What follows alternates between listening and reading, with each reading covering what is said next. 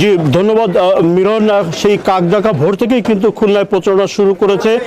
খুলনায় বিএনপি, জামায়াত এবং ইসলামী আন্দোলন সহ অন্যান্য প্রার্থী সকলে কিন্তু আসলে একটা জমজমাট পরিস্থিতি তৈরি হয়েছে। আমরা এই মুহূর্তে অবস্থান করছি খুলনা 31 নম্বর ওয়ার্ড, এটি হচ্ছে সদর আসন। এখানে জামায়াতের প্রার্থী এবং বিএনপি প্রার্থী মুখোমুখি অবস্থানে আছে। এই মুহূর্তে আমরা দেখছি যে জামায়াতের প্রার্থী হেলাল, জাহাঙ্গীর হোসেন হেলাল, উনি আসলে প্রচারণা করছেন, লিফলেট বিতরণ করছেন। সকাল থেকেই কিন্তু আসলে প্রচারণা শুরু হয়েছে এবং উৎসব মুখর পরিবেশে কিন্তু আমরা যদি কিনা প্রার্থীর সাথে কথা বলতে চাই যে আসলে আপনি কখন থেকে প্রচারণায় নেমেছেন এবং ভোটারদের আসলে কি কি বলছেন, কি কি দাবি নিয়ে ধন্যবাদ। আমরা সকাল 7টা থেকে প্রচারণার কাজে আমরা অলরেডি নেমে পড়েছি। খুলনা এই শহরের আমাদের আসনের মধ্যে 16 থেকে 31টি আসনের নিয়ে হচ্ছে 2 আসন। শেষ যে 31 নম্বর ওয়ার্ডে আমি বসবাস করি, সেখান থেকে আজকে আনুষ্ঠানিকভাবে নির্বাচনী বিধি মধ্যে থেকে আমরা শুরু করেছি এবং সকাল 7টায় শিপইয়ার্ড গেট ওই এলাকা থেকেই আমরা উৎসব মুখর পরিবেশ, প্রচণ্ড উৎসব মুখর এবং সবাই সাড়া দিয়েছে এবং দাঁড়িপাল্লার পক্ষে সবাই সমর্থন জানাচ্ছে আলহামদুলিল্লাহ। এবং এই সমর্থন নির্বাচনের দিন পর্যন্ত এবং নির্বাচনের দিনে সেদিন হচ্ছে দাঁড়িপাল্লাতেই সমর্থন দেবে। সেই সাথে হা ভোটের পক্ষে আমরা সমর্থন চাচ্ছি, সমর্থন দিচ্ছে সকলে। জি, আপনি শুনছিলেন যে জামাতের পাশাপাশি সকাল 11টা থেকে কিন্তু বিএনপি যিনি ধানের শীষের প্রার্থী, তিনি কিন্তু আসলে প্রচারণা শুরু করবেন। এই ছিল খুলনা 2 আসন থেকে সর্বশেষ। আমরা ফিরছি স্টুডিওতে নাফিসার কাছে। নাফিসা। মাকসুদ, ধন্যবাদ আপনাকে। ধন্যবাদ নাফিসা আপনাকে। দেখতে পাচ্ছেন প্রার্থীরা নেমে পড়েছেন, তারা বাজার জিয়ারতের মধ্য দিয়ে তাদের যে আনুষ্ঠানিকতা, তাদের যে প্রচারণা আমরা দেখতে পাচ্ছি। চট্টগ্রাম 4 আসনের বিএনপির মনোনীত প্রার্থী আসলাম চৌধুরী আর ভোটারদের দাঁড়ে ছুটছেন। একই সাথে অন্যান্য দলের প্রার্থী যারা আছেন তারাও ছোটাছুটি শুরু হয়েছে। চট্টগ্রামে যে একটা ভোটের উৎসব, সেই উৎসবটা কিন্তু আমরা দেখতে পাচ্ছি। সকাল থেকে কিন্তু প্রার্থীরা নেমে পড়েছেন, মাজার জিয়ারত করে কিন্তু তারা নেমে পড়েছেন। আমরা একটু কথা বলবো এখানে যারা, আমরা আপনার সাথে একটু কথা বলতে চাচ্ছি যে একেবারে ভোট যুদ্ধে নেমে পড়েছেন, কেমন?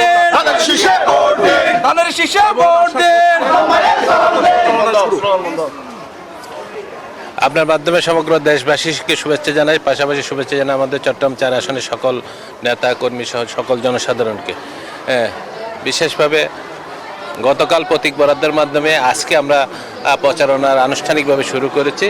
আমার বিশ্বাস যে আমরা পীর বুজুর্গ যারা আছে তাদের দোয়া নিয়ে এবং সামনের দিনগুলোতে জনসাধারণকে সাথে নিয়ে ধানের শীষ প্রতীক বিপুল বুড়ে বিজয় হবে বলে আমি বিশ্বাস রাখি। ধন্যবাদ। আমরা একটু দেখানোর চেষ্টা করছি প্রচারণা যে চলছে, প্রচারণা আমরা একটু দেখতে পাচ্ছি। তারা ভোটারদের দাঁড়ে ছুটছেন, সবার সাথে কিন্তু কথা বলছেন। ভোটার যেহেতু চট্টগ্রামের 16টি আসন রয়েছে, 16টি আসনের মধ্যে এবার 111 জন প্রার্থী প্রতিদ্বন্দ্বিতা করছেন। তো এই ছিল আবার এখানকার সর্বশেষ। ফিরে যাচ্ছি, আমার সহকর্মী অপেক্ষা করছেন নারায়ণগঞ্জের শরীফের কাছে।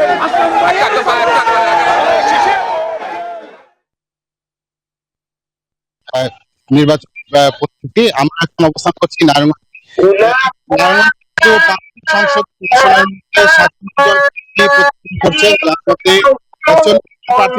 বিভিন্ন রাজনৈতিক দল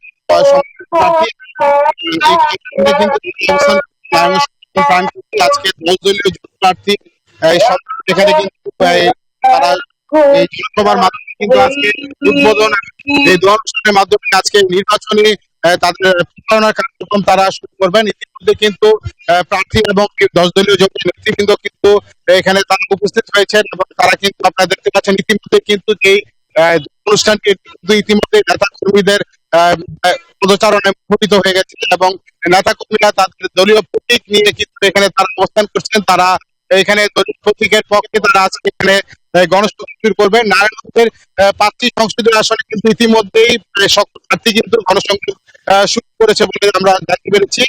আপনাকে আরো জানিয়ে রাখি যে এই জাতীয় সংসদ নির্বাচনকে কেন্দ্র করে এই রিটার্নিং অফিসার কিন্তু যথেষ্ট এই নিরাপত্তা বলয় করে তোলা হয়েছে। তো নারায়ণগঞ্জ শহরের চারছাড়া থেকে আমার কাছে ছিল এই সর্বশেষ। আমরা এখন চলে যাব বরিশালের মিরনের কাছে। মিরন, জানাবেন বরিশালের নির্বাচনের পরিস্থিতি কি এবং গণসংযোগ কেমন চলছে?